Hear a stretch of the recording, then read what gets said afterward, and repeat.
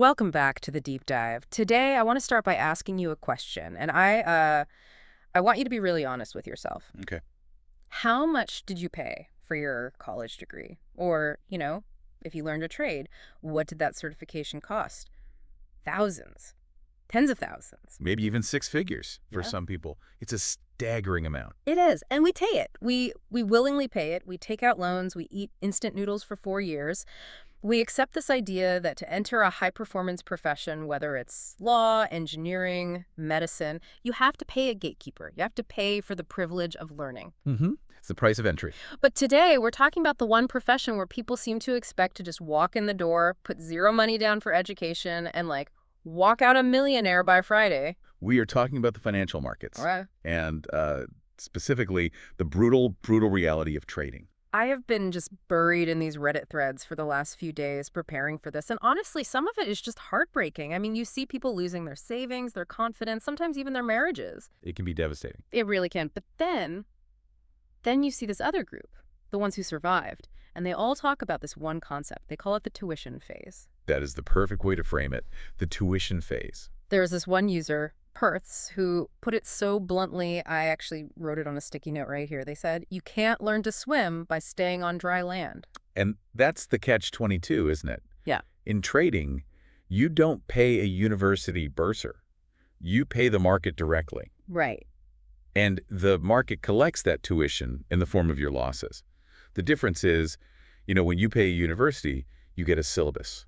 You get a professor who hopefully is kind. You get office hours. You get office hours. When you pay the market, what do you get? You get a red screen, a punch in the gut, and absolutely zero explanation of what you did wrong unless you go digging for it yourself. And that's the scary part, isn't it? You can pay the tuition and not get the education. Exactly. That is the real tragedy. Losing money isn't the failure. I mean, it feels like it, but it's not. Losing the money and learning nothing from it, Right. that's the failure. So it's about reframing. Completely. Most people treat a trading loss like a robbery. Yeah. They get angry, they feel victimized, they blame someone else. A professional, on the other hand, treats a loss like an operating expense. It's the cost of doing business. So our mission today is, it's pretty ambitious. We are going to try and condense what is usually a very expensive multi-year tuition phase into the next hour or so. We're going to try and save our listener a lot of money and, just as importantly, a lot of heartache. Yeah, we're going to try to restructure their entire relationship with loss, with risk, and with routine. Which is no small task. No, but we've got a massive stack of research to help us. We've got the psychological Bibles like Mark Douglas's Trading in the Zone. We've got technical guides on price action, data on risk management from actual professional desks. And we have some pretty serious cautionary tales. We're talking historical disasters like Barings Bank and long-term capital management stories that prove even the, quote, smartest guys in the room can blow up spectacularly. It's the architecture of survival. And that's what this is about. Because whether you're trading a $500 account or a $5 million account, the rules of survival, they just don't change. They're immutable. Okay, so let's start with the pain, because I think we need to validate what the listener might be feeling right now. Why does losing money in the market feel so visceral, so personal? I mean, I can spend $500 on a weekend trip or a new phone and feel fine. Right. But if I lose $500 in a trade, I feel stupid. I feel physical pain. Why is that? It's because of how we're wired. I mean, Yeah. think about your entire life up to this point. From the moment you walked into kindergarten, you were conditioned day in and day out to be right. 2 + 2 = 4. Exactly. If you write 4, you get a gold star. You get an A+. You get praised by your parents, by your teachers. You write 5. You get a big red X. You failed. You're wrong. You are wrong. We spend our entire formative years equating correctness with success and goodness and wrongness with failure and stupidity. So we bring that A student mindset, that need to be right, into the market with us. We do. Of course we do. We analyze a stock. We look at the earnings. We look at the chart. We read the reports. We say, I have done the work. The answer is up. So we buy, and then the stock goes down. And the brain just short circuits. It creates this huge cognitive dissonance. It's screaming, but I did the work. I was right. Why am I being punished for being right? Precisely. The market is a probabilistic environment. It is not a classroom with a neat answer key. You can do absolutely everything right. Your analysis can be flawless, and you can still lose money. That's a tough pill to swallow. It's the toughest. Hmm. And if you can't separate your ego from the outcome of a trade, you are going to be tortured. The market does not care about your GPA. It does not care that you need to pay rent this month. It absolutely does not care about your need to be right. There was a story in the research stack that illustrates this perfectly. I mean, it's almost a textbook case. It's from a Reddit user with the username SillyAlternative420. I do love the usernames. Me too. They're always so creative. But despite the name, the story is actually a classic tragedy. This user decided to trade Tesla options. Okay, so already playing with fire. Right. Tesla is already a volatile beast. But they decided to buy puts, which, for the listener, is betting the price would go down right before an earnings report. Which is what we call a binary event. It's essentially a coin flip with terrible odds. Right. They thought they had found easy money. They had a thesis, Tesla is overvalued, earnings will be bad, the stock will tank. That was their logic. It seemed sound to them. They placed the bet, and they got crushed. The stock went up. So they took the loss. That happens. That's the tuition. Well, see, that's where the story gets really interesting. They didn't just take the loss. The first loss was painful, yes. But a few days later, they went back in. They engaged in what we call revenge trading. Ah, the revenge trade. The most dangerous, most destructive trade in the world. Walk us through the psychology of that. What is happening in a trader's brain when they're in that state? It goes right back to that childhood conditioning we talked about. The trader feels robbed. They think, the market took my money. That money belongs to me. I was right, and I'm going to go back in there and take it back. So they're not analyzing anymore. No, not at all. They aren't looking at the chart objectively. They aren't looking for a high probability setup. They are looking for a fight. They're looking for vengeance. It's personal now. It is entirely personal. They are literally arguing with reality. This user probably looked at Tesla's chart and thought, how can it not go down? This is insane. I'm doubling down. And that is exactly what they did. They lost a few grand on the first trade, but by trying to fight the tape, by trying to prove they were right and the market was wrong, they ended up salvaging only about 20% of their total investment. They decimated their account. That is the tuition phase in action, a very expensive lesson. But the key question is, did they learn from it? They did. That's the hopeful part of the story. They wrote, and I'm quoting here, "In those costly trades, I learned a few things I will never do again." They identified that they were arguing with price. They identified they were trading purely on emotion. Then that money wasn't lost. It was invested in their education. That's a great way to put it. I mean, if they had walked away saying, the market is rigged, Elon Musk is a scammer, my broker cheated me, then the money would be completely wasted. But because they looked in the mirror and said, I made a behavioral error, they actually bought a priceless education. But man, that is an expensive way to learn. I want to help our listener avoid losing 80% of their account, just to learn not to be angry. Right. And this brings us straight to Mark Douglas and Trading in the Zone. I mean, this book is legendary in trading circles for a reason. It is the absolute Bible of trading psychology. If you haven't read it, seriously, pause this deep dive, go buy it, read it, and then come back. It's that foundational. So Mark Douglas outlines these 5 fundamental truths. And they sound so simple on the surface, but when you really try to live by them, they are incredibly, incredibly difficult. Let's break them down. Truth number 1, anything can happen. This is the one that people nod at, but they don't actually believe. Nod in their gut. Right. We think, well, anything can happen, sure, but the support level is really strong, so it's probably going to hold. We add a qualifier. And that probably is where all the danger lies. You look at a chart, it looks perfect, the indicators line up, the news is good, you think, this can't fail, it feels like a sure thing. So you bet big. And you forget the truth. You forget the truth.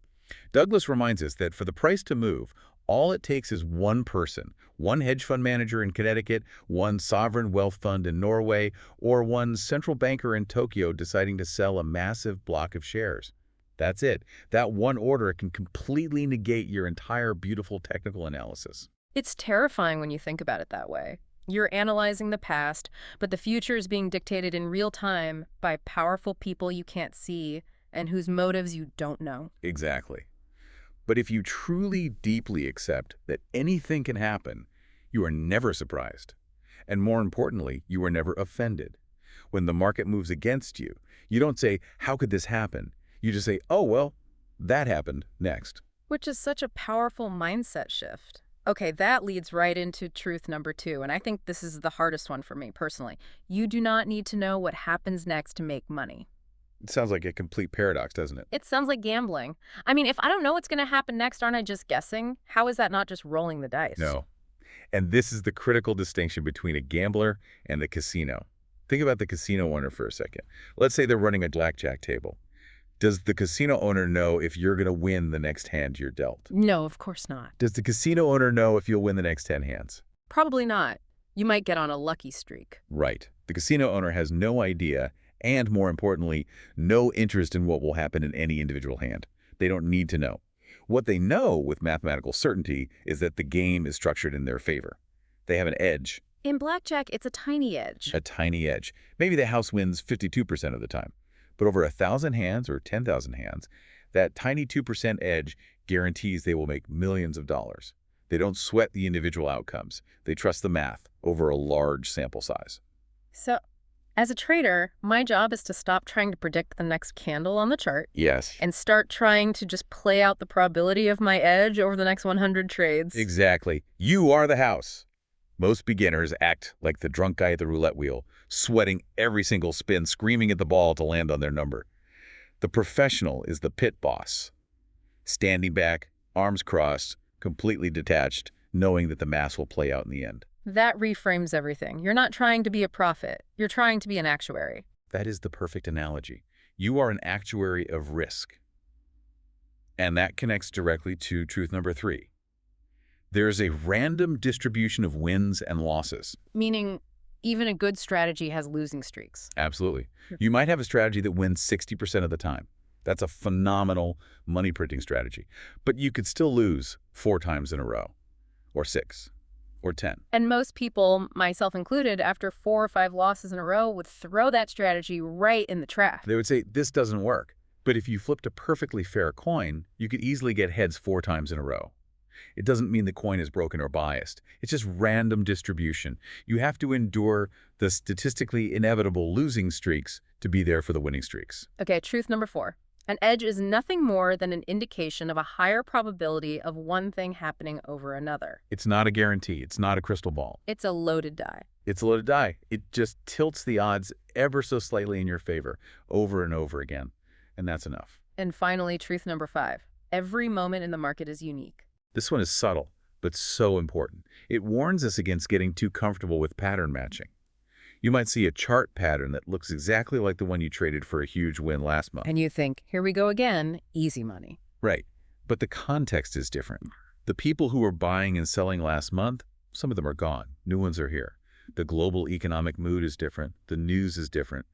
Just because it looks the same and worked then doesn't mean it has to work now. So if we can internalize these truths, we theoretically reach this Zen-like state of detachment.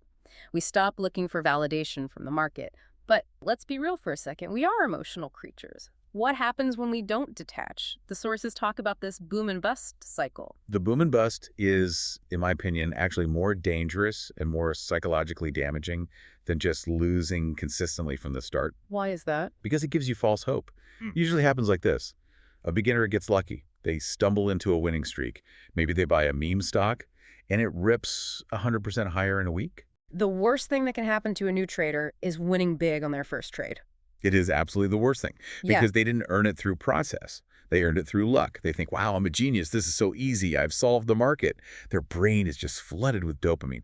They feel invincible like a god. So what do they do next? They size up dramatically. They say, if I made $1,000 risking this much, imagine if I risk 10 times that, I'll be rich by next month. They stop using stop losses because, hey, geniuses don't need stop losses. They know where the price is going. And then reality, as it always does, checks in. The market turns. And because they are oversized, over-leveraged, and overconfident, they freeze. They don't sell. Their ego can't accept the loss. They think it'll come back. It has to. And that one single oversized loss wipes out the entire winning streak and probably half their starting capital. That is the bust. It's the Icarus story played out every single day in the markets, flying too close to the sun on wings made of greed. A perfect metaphor. So we've covered the mind. We know we need to think like a casino, not a gambler. But a casino isn't just a mindset. A casino has rules. A casino has systems. They don't just let the dealers do whatever they want. No, it's a highly structured environment. Which brings us to the mechanics. The one setup. Radical simplification. This is where the real work begins. I feel like this is where I, and probably a lot of our listeners, get completely overwhelmed. I open YouTube, and one guy is telling me to trade forex, another guy is screaming about crypto, another one is all about options. One guy uses moving averages, the next uses Bollinger Bands, another one uses something called Ichimoku clouds. Oh, It's just noise. it is the jack of all trades, master of none problem. And in trading, the jack of all trades goes broke, guaranteed. The advice from every single professional source we have, from every veteran trader, is stunningly consistent. Focus on one setup, one time frame, one market, one repeatable pattern. But why limit ourselves like that? Doesn't that mean we miss out on a ton of opportunities? It actually means you begin to see real opportunities for the first time. Think about learning a language again. If I tried to teach you Spanish, Mandarin, and Russian all at the same time, giving you one lesson of each every single day, what would happen? I'd be hopelessly confused. I wouldn't be able to speak any of them. I'd probably just speak gibberish. You wouldn't learn the nuance, the grammar, the culture of any of them. It's the same with markets. Every market has a personality. Bitcoin moves differently than the euro moves differently than Apple stock. If you bounce around between them, you never develop the deep pattern recognition, the intuition for how that specific market breathes and behaves. Okay, so pick one thing. Let's say I pick one stock or one currency pair, but what is the thing I'm looking for? Our sources keep coming back to this idea of price action. Can we explain that to someone who might not be looking at a chart right now? Sure. Think of a price chart like a crime scene. Most people, when they come to the crime scene, they cover it with yellow tape, with evidence markers, with chalk outlines. Those are all the indicators. The RSIs, the MCDs, the moving averages. Okay. Price action is stripping all of that away. You're just looking at the body. You are looking at what the price is actually doing right now, moment by moment. It's the purest form of analysis. And the most robust classic price action setup that came up again and again in our notes is the breakout and retest. I want to visualize this for the listener. So if you're not driving, maybe close your eyes for a second. What are we looking for on the chart? Okay, imagine a horizontal line on a chart. Let's say a stock has been trading at $95. It goes up to $100, hits a ceiling, and bounces down. A few days later, goes back up to 100, hits that ceiling again, and bounces down again. Okay, I see it. We call that $100 level resistance. It's a wall.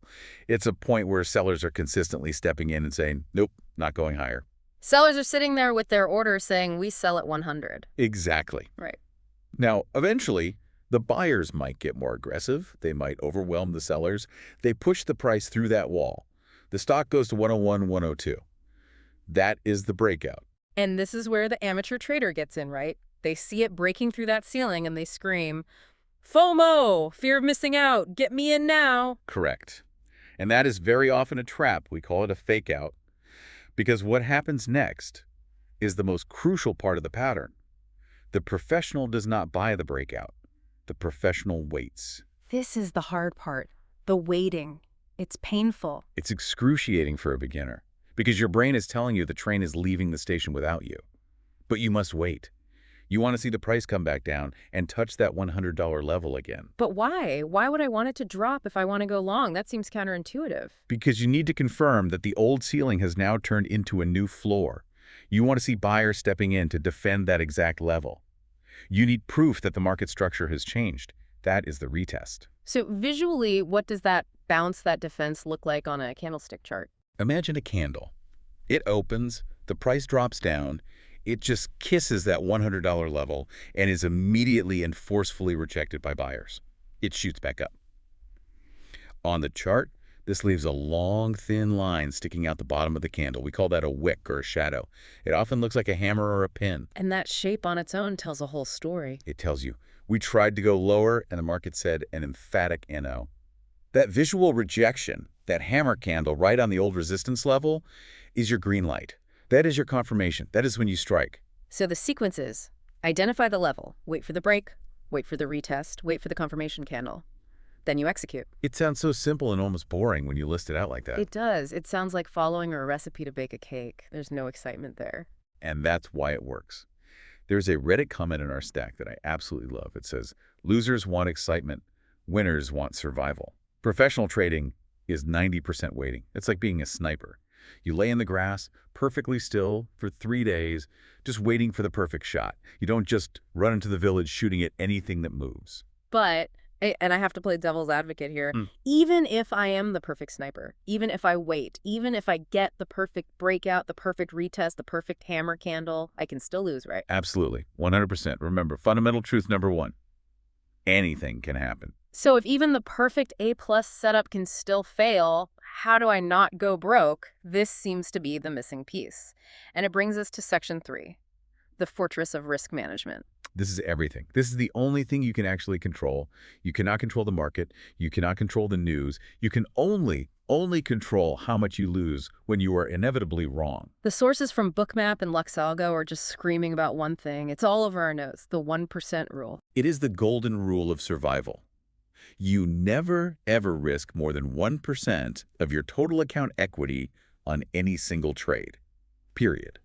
Now, hold on. Let's do some math here, because I think a lot of people misunderstand this concept. Yeah. If I have a $10,000 account, risking 1% doesn't mean I only buy $100 worth of stock. No. That's a very common confusion. Yeah? Risk is not your position size. Risk is the amount of money you will lose if the trade goes against you and hits your predetermined exit point, your stop loss. Okay, walk me through the calculation, step by step. I have a $10,000 account. Step one. What is 1% of $10,000? It's $100. That is your budget for being wrong on this trade. You are allowed to lose a maximum of $100. Okay, I have my $100 budget. Step two. Look at the chart. Based on that breakout retest pattern, you decide you want to buy the stock at $50. You look at the structure, that floor we talked about, and you say, if the price drops below $48, my idea is proven wrong and I need to get out. So your stop loss is at $48. So the difference between my entry price, $50, and my stop loss, $48, is $2. Exactly. You are risking $2 per share. Step 3? Simple division. You take your total account risk, which is your $100 budget, and you divide it by your risk per share, which is $2. 100 divided by 2 is 50. You're allowed to buy 50 shares. And 50 shares at $50 each cost $2,500. So I'm putting $2,500 of my capital into the trade, but I'm only ever risking $100. Precisely. If the stock goes against you and hits $48, you lose $100 and you move on. You live to fight another day. But here's the pushback I know people are feeling. 1% seems so slow. If I make a 2-to-1 on my risk, that's $200. I'm not going to buy a Lamborghini with $200. Why not risk 5%? Why not 10% to speed things up? Because of something called the mathematics of ruin. Losing streaks happen. They are a mathematical certainty. They happen to the best traders in the world. So, let's run the numbers. Imagine you risk 10% per trade. Okay. On my $10,000 account, that's $1,000 per trade. You lose 5 times in a row. A very normal, statistically likely bad week. You have now lost roughly 40 to 50% of your account. Due to the compounding effect of losses, you are down by half. And to get back to even, just to get back to $10,000, I have to double my remaining money. I need a 100% return just to get back to where I started. Which is incredibly difficult and psychologically taxing. You have dug a hole so deep you can't climb out. But now let's say you risk 1% Yeah. and you lose 5 times in a row. I'm down $500. You are down 5%. You still have 95% of your chips on the table. You are still in the game. It's a scratch. It's annoying, but it's not fatal. Survival first. Profit second. Every single time. But there is a psychological trap that people fall into when they start losing, even if they're risking small. It's called the martingale strategy. This sounds fancy, but it's basically just pure gambling logic, right? It's the gambler's ruin fallacy in action. The logic is this. I lost $100, so on the next trade, I will double my risk. I'll bet enough to win back the $100 I lost, plus make my original profit. I'm due for a win. Right. The universe owes me one. It works and feels brilliant until it doesn't. You keep doubling your risk on each loss. 100, 200, 400, 800, 1600. Eventually, you'll hit a losing streak that is long enough to exceed your bankroll, and you blow up. 0. Game over. Speaking of bankrolls, there was a really sobering note in the Investopedia source about capitalization. It talked about how much money you actually need to even consider trading full-time. This is the reality check that hurts a lot of dreams. The sources suggest a massive buffer.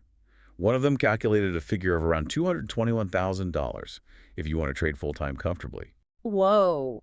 Why so much? That seems astronomical. It's because of a concept called scared money. If you are trading with a $5,000 account and you need to make $2,000 this month to pay your mortgage, you are dead in the water. Because you can't be patient. You can't wait for that A-plus setup. You need to make money now. So you will force trades that aren't there. You'll jump in early. You will exit winners too soon because you desperately need the cash. If you are worried about paying your bills with your trading profits, you cannot be a rational trader. Your decisions will be driven by desperation, not by your strategy. Exactly. You need that fortress of capital so that the daily fluctuations of your account don't affect your ability to eat or keep the lights on. The advice is clear. Don't quit your day job until your Troke account looks like a fortress. Correct. Okay, so we're building this out. We have the psychology, we have the one setup, we have the risk management framework. Now we need a mirror. How do we know if we are actually making progress? Most people just look at their bank balance. Am I richer today than I was yesterday? But that's the wrong metric because it includes luck. You need to look at your equity curve. And this is just a chart of your account balance plotted over time, right? Right. According to the TraderLine source, it generally goes through 4 distinct stages. Stage 1 is unprofitable. The curve just trends down and to the right. This is the tuition phase we've been talking about. Okay, stage 2. Boom and bust. This is the scariest one on the chart. The line goes almost straight up. Big euphoric wins, and then straight down catastrophic losses. It looks like the heartbeat monitor of someone having a massive heart attack. That's the gambler phase, the Icarus phase. Exactly. Then, hopefully you survive that and get to stage 3, which is consistency. The curve starts to smooth out. It goes up, but gently, with small controlled drawdowns, small losses, steady wins. And finally, stage 4 is performance. That's the institutional grade, steady, beautiful uptrend. There was a pro tip in the notes that I thought was absolutely genius. It said to apply a moving average to your own equity curve. Oh, I love this. It's so simple and so powerful. You treat your own performance like a stock. You plot your account balance day by day, and you overlay a moving average, say a 20-period average of your last 20 days. And what does that tell you? It tells you what your immediate trend is. If your equity curve falls below its own moving average, it means you are officially in a slump. Your performance is trending down. So what should you do? Most people, I think, would try to trade harder, to trade more aggressively to get back up above the average. And that's the fatal mistake. Yeah. The rule is, when you are trading below your moving average, you cut your risk. You reduce your size. You trade smaller. You wait for the slump to pass. You protect your capital above all else. And when your equity curve is above the moving average? You have momentum. The wind is at your back. You are seeing the market clearly. That's when you can step on the gas a little bit. You can be slightly more aggressive. It forces you to be aggressive when you're winning and defensive when you're losing. Most amateurs do the exact opposite. That is such an actionable piece of advice. I love that. Now let's talk about the journal, because I feel like keep a journal is the eat your vegetables of trading advice. Everyone knows they should do it, but almost nobody actually does. Or if they do it wrong. They just write down the numbers. Bought Apple at $150, sold at $155, made $5. That's useless. Your broker already records that for you. We have this great quote from a Reddit user, Bat1000, who said, "I would pay crazy money to have access to the journal that logged everything about all my losses." And he's not talking about the numbers. He's talking about the context, Yeah. the metadata, the biodata surrounding the trade. What do you mean by biodata? I mean, how did you sleep last night? On a scale of 1 to 10, did you have a fight with your spouse this morning before you sat down to trade? Are you hungover? Did you skip breakfast? And are you running on caffeine and stress? So tracking your physical and emotional state. Yes. Are you feeling arrogant because of Yes. a big win yesterday? Are you feeling desperate because you're in a drawdown? You have to log this qualitative data And why does that matter so much? because you are a biological system, not a robot. You might discover, after 6 months of diligent journaling, that you lose 80% of the trades you take on Fridays after 1 p.m.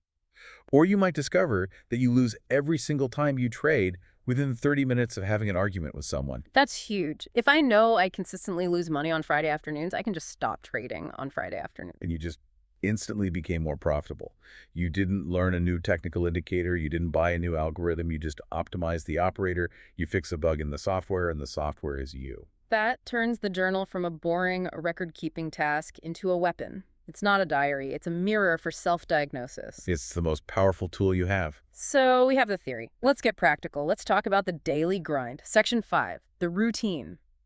What does a professional trader actually do all day? Is it just sitting there with 6 monitors, eyes bleeding, watching numbers flash? If they are probably losing money. The pros know that structure creates freedom, and they typically divide their day into 3 distinct phases. Phase 1, pre-market, the strategy phase. This is before the opening bell. This starts well before the market opens, and it doesn't start with charts. It starts with your headspace, meditation, gym, breathing exercises, whatever it takes to get to a calm, neutral state of mind. Then you check the weather. By weather, you mean the economic calendar. Right. Sites like Forex Factory or Econoday, you are looking for the red folder events, the high-impact news releases, CPI, non-farm payrolls, Fed rate decisions. For the listener who doesn't know, explain CPI really quickly. Why is it a red folder event? Consumer Price Index. It's the primary measure of inflation. If that number comes out higher than expected, hot, the market starts to fear that the Federal Reserve will raise interest rates to cool the economy down. And the market freaks out. Volatility explodes. Exactly. Algorithms go crazy. Prices can spike up and down 100 points in a single second. It's pure chaos. And the rule for these events is? Step aside. Do not trade the news release. It's a coin flip. It's gambling. You let the institutional players fight it out, you let the dust settle, and then you can re-engage with the new reality. And then, after checking the news, you do scenario planning. You create if-then statements. You literally write them down. If price gets to 150 and E shows a clear rejection candle, then I will look for a short trade. You make the decision now while you are calm and rational, so you don't have to think later when the market is moving and the bullets are flying. Okay, phase 2, the session. This is when the market is open. And this is the patience phase. This is where the myth of screen time gets completely busted. I used to think being a hardworking trader meant staring at the chart for 8 straight hours. And that's a deadly trap, because you get bored. We are primates addicted to stimulation. If you stare at a 1-minute chart for 4 hours and nothing is happening, your brain starts inventing trades just for the dopamine hit. You start seeing patterns that aren't there. Oh, that kind of looks like a breakout. No, it doesn't. You're just bored. So the expert advice is the set and forget approach. Use technology to your advantage. Set an alert on your charting platform.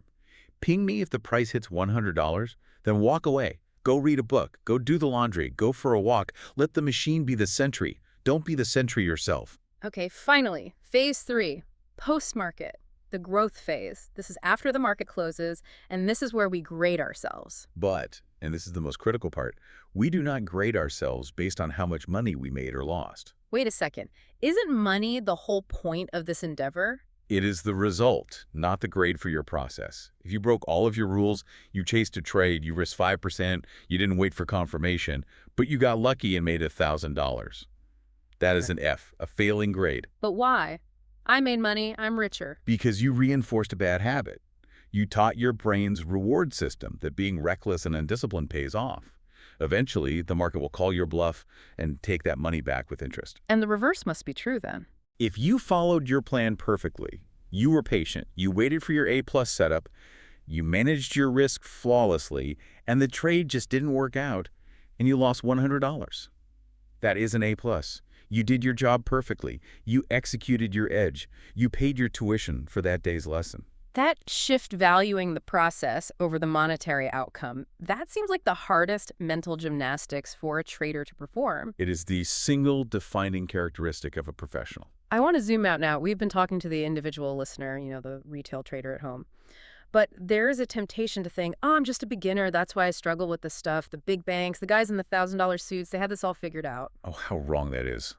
Scale does not protect you. A PhD in economics does not protect you. Intelligence does not protect you. Let's tell the story of Nick Leeson, because this is a story that every single trader needs to hear. This one guy single-handedly bankrupted a 200-year-old bank. Barings Bank. We're talking about the Queen's Bank. This institution was founded in 1762. It financed the Napoleonic Wars. It was a pillar of the British establishment. And it was destroyed by one guy in his 20s, working in a Singapore office in 1995. Set the scene for us. Nick Leeson was the star boy. He was the general manager of Barings' entire operation on the CIMEX exchange in Singapore. He was supposed to be doing low-risk arbitrage, making tiny profits on market inefficiencies. But he started taking big speculative bets on the direction of the market, and he started losing. Now a normal trader takes the loss, reports it, and moves on. But Leeson was the boss.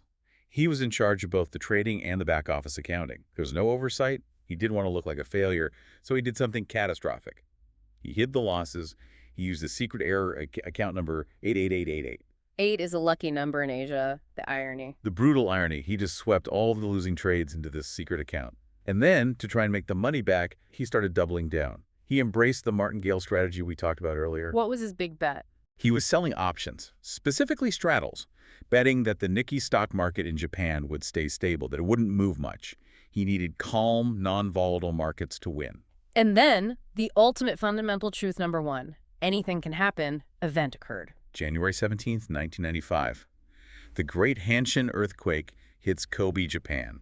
A 6.9 magnitude quake. An earthquake. You cannot predict that on a chart. You cannot do technical analysis on seismic activity. No amount of analysis predicts an earthquake.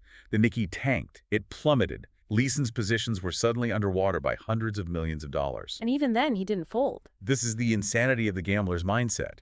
He kept doubling down. He thought he could prop up the entire Japanese stock market by himself. He started buying thousands and thousands of futures contracts, trying to push the market back up, but it kept falling. By the time he finally gave up and fled Singapore, he had lost $1.4 billion.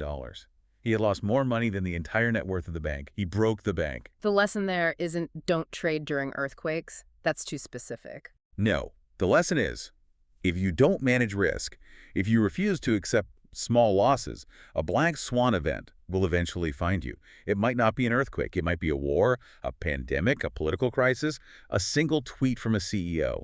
If you are overexposed, you are dead. Leeson was a rogue trader, an outlier. But let's look at our other case study. Long-term capital management, or LTCM.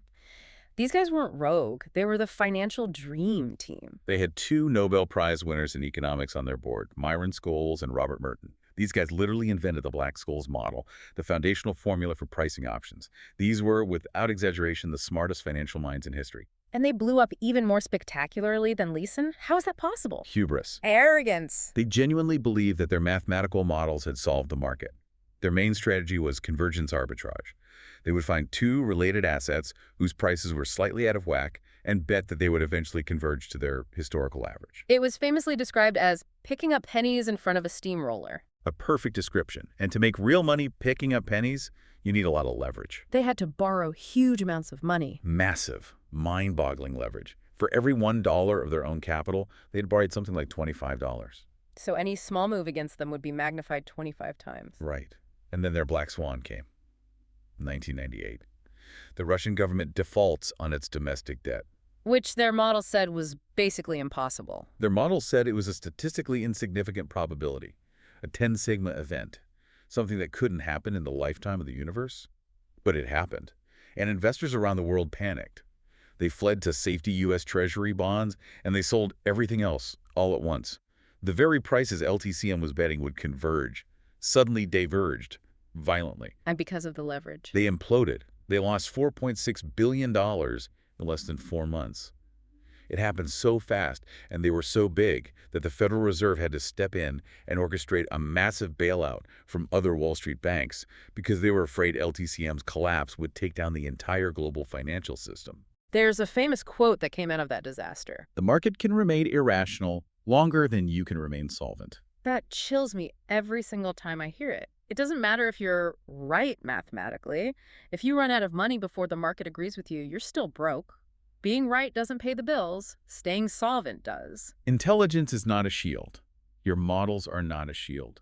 Risk management is the only shield you have. So let's bring this all back home. We've gone from the angry guy on Reddit losing a few grand on Tesla to Nick Leeson to Nobel Prize winners. The root of the problem is the same every time. The ego. The refusal to accept a loss. The belief that you can control the beast. And so the solution is universal too, whether you are Nick Leeson or silly alternative 420. Let's synthesize this for the listener who is ready to start fresh tomorrow. First, we start by accepting that we have to pay tuition. Losses are not just possible, they are inevitable and necessary. Then, we stop the bleeding with the fortress of risk management, the 1% rule. We ensure we can survive the earthquake, the black swan, our own bad judgment. We simplify our attack. We focus on one setup, like the breakout and retest. We become a specialist, a sniper. We wait for the market to step into our trap. We build consistency and discipline with a daily routine, pre-market planning, set and forget, execution during the session, and post-market grading based on our process, not our profits. And we use the journal as a mirror to diagnose and fix our own psychology, our own human failings. And ultimately, through all of this, we shift our identity.